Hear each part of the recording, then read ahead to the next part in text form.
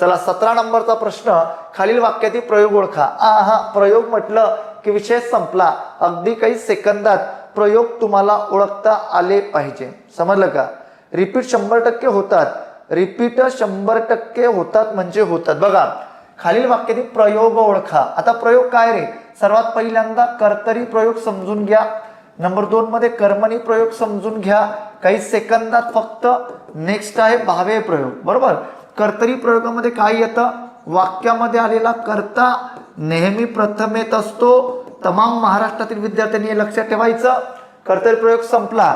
Sir संपला का? हो संपला बाबा कर्तरी प्रयोग. एवढं सोपं. यस, कर्मणी प्रयोगामध्ये जो कर्ता असतो बाळांनो त्याला नेहमी प्रत्यय असतं रे.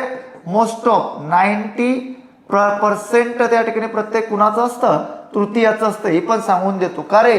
भावे प्रयोगामध्ये काय असतं? तर भावे प्रयोगामध्ये कर्ता आणि कर्म या दोन्ही गोष्टी महत्वपूर्ण ठरतात. मग या दोन्ही गोष्टी जर त्या ठिकाणी आपण लक्षात घेतल्या तर दोघांना प्रत्यय असतात. दोघांना प्रत्यय असतात. हे फक्त 3 गोष्टी लक्षात ठेवा. आयुष्यात तुम्ही प्रयोग ओळखू म्हणजे प्रयोगावरचा प्रश्न आयुष्यात चुकवू शकत नाही. खरं सांगतो, सिरियस सांगतो. आपला त्या ठिकाणी जो शब्द असतो तो शब्द म्हणजे शब्द असतो. बघा इथं आता समापन कर्मणी तर काही येऊ शकत नाही. का?